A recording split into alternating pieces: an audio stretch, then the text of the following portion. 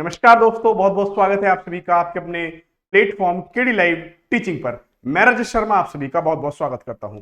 दोस्तों, आज जैसे कि आप सभी को यहां पर दिखाई दे रहा है कि सीटेट जुलाई 2024 के फॉर्म्स आ चुके हैं और बच्चों ने फॉर्म भरना स्टार्ट भी कर दिया है। और यदि आपने स्टार्ट नहीं किया तो आप सभी फॉर्म भरिए, लेकिन फॉर्म भरते समय बच्चे एक गलती कर देते हैं जो उनको सीटेट में फेल होने का कारण बनती है।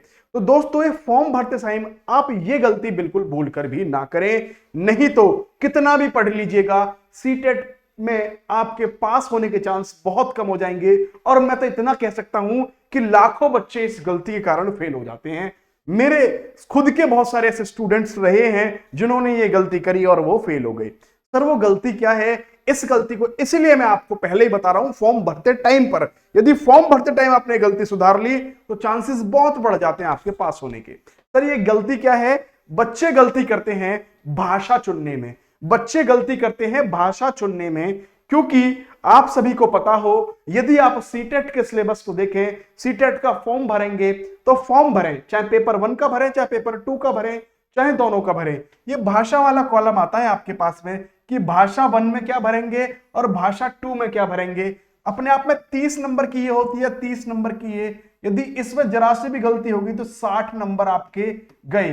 पेपर कितने का होता है? 150 का। बचे 90 पे फाइट करोगे, 90 नंबर का कुल पेपर करके आओगे और उसमें 90 पे ही पास है। तो इसलिए लाना मुश्किल है। इसलिए कह रहा हूं मैं, यदि आपने इसको फॉर्म भरते टाइम ही गलती कर दी तो पास होना बहुत मुश्किल है। दिक्कत क्या होती है मैं बताऊं। जैसे आप भाषा 1 का आपके पास ऑप्शन आता है, तो भाषा 1 का ऑप्शन आते ही यहां पर आपको दिखाता है 20 भाषाएं। 20 भाषा यहां पर दिखाता है ना। और जो भी भाषा आप इसमें क्लिक कर देंगे उसके बाद में बची हुई 19 भाषाएं आपको यहां पर दिखाएगा। बची हुई 19 भाषाएं आपको यहां पर दिखाएगा, ठीक है ना, भाषा 2 में। तो सर, हमें क्या इसमें टेंशन है? हमें तो हिंदी इंग्लिश लेनी है, हिंदी संस्कृत लेनी है, हम तो साइबर कैफे वाले को बता के आ जाते हैं, काम खत्म। नहीं दोस्तों, इस चीज को विशेष ध्यान रखें।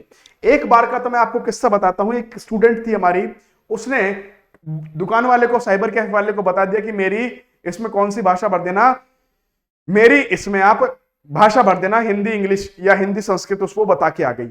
उसके बाद में जो साइबर कैफे वाला था उसने सोची हिंदी तो इसमें होती होगी, क्योंकि साइबर कैफे वाले इतने पढ़े लिखे नहीं होते।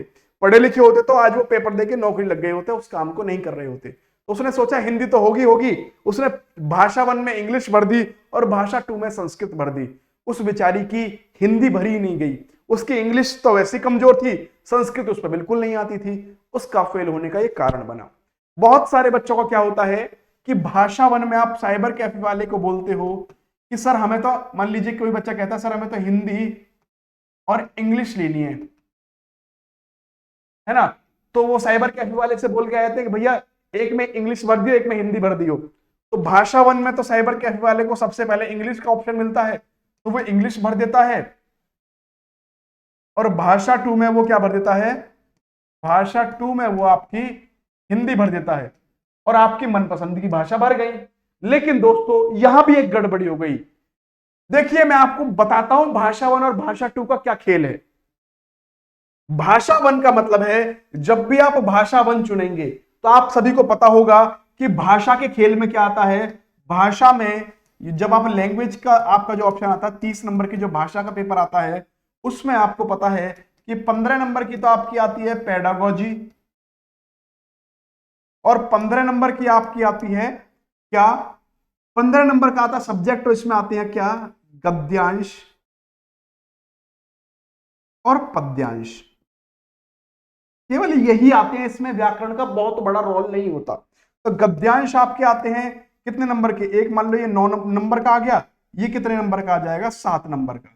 या यदि ये 8 नंबर का आ गया है ना, ये 9 का आ गया तो ये 6 का आ जाएगा, और यदि 8 का आ गया तो ये 7 का आ जाएगा। कुछ इस तरीके के आपके आ जाते हैं, है ना। गद्यांश पद्यांश केवल इसमें पूछे जाते हैं। तो दोस्तों, भाषा 1 में आप ध्यान रखिए, भाषा 1 में आपसे क्या क्या पूछा जाएगा? एक तो आपसे गद्यांश पूछा जाएगा और दूसरा क्या पूछा जाएगा? आपसे पद्यांश पूछा जाएगा। ये कंफर्म है। गद्यांश पद्यांश मतलब ये तो हो गई आपकी पोयम और ये हो गया पैराग्राफ।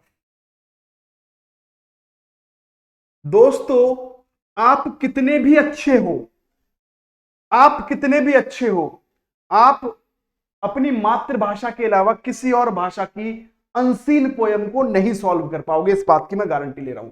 यदि आप यहां पर भाषा एक में इंग्लिश भर देते हो तो आपको पोयम सॉल्व करनी पड़ेगी, और आप, मैं कंफर्म हूं, कितनी भी अच्छी आपकी इंग्लिश सही, उसके बावजूद आपने यदि पोयम नहीं पढ़ी तो उसके आंसर देना आपको बहुत मुश्किल पड़ सकता है। तो इसलिए मैं आपसे कहता हूं कि यहां पर आप हमेशा वो सब्जेक्ट चुनें जो आपका सबसे बेस्ट है। इसलिए कोशिश करें कि भाषा एक में हमेशा आप हिंदी या अपनी मातृभाषा चुनें। हिंदी सबसे बेस्ट आप सभी की होगी, इसलिए मैं कहता हूं कि भाषा एक को हमेशा हिंदी भरें। तो सर भाषा दो में क्या आता है? भाषा दो में कंफर्म है कि दोनों के दोनों गद्यांश ही आते हैं आपके। ये पहला वाला भी गद्यांश ही आता है और दूसरा वाला भी आपका गद्यांश ही आता है। इसका मतलब दोनों के दोनों क्या आते हैं? पैराग्राफ ही आते हैं। पोयम भाषा दो जो भी आप चुनते हैं उसमें पोयम का क्वेश्चन आपको नहीं करना होता। तो इसीलिए भाषा दो में आप कोई अन्य भाषा चुन सकते हैं, चाहे तो आप इंग्लिश चुन सकते हैं, चाहे तो आप संस्कृत चुन सकते हैं। ठीक है दोस्तों, तो इस चीज का विशेष ध्यान दें कि भाषा एक में आपको क्या लेना है और भाषा दो में आपको क्या चूज करना है, क्योंकि यदि इसमें गड़बड़ी हो गई तो पेपर आप कितने भी अच्छी तैयारी कर लीजिए, आपका बिगड़ना ही बिगड़ना है पेपर। ठीक है ना? तो इस चीज को आप विशेष ध्यान देकर काम करें। ठीक है दोस्तों, तो यही जानकारी मेरे को आपको देनी थी। बहुत बहुत धन्यवाद, थैंक यू वेरी मच। जय हिंद, जय भारत। इसी तरह की क्लास के लिए आप हमारे चैनल केडी लाइव टीचिंग से जुड़ सकते हैं। धन्यवाद।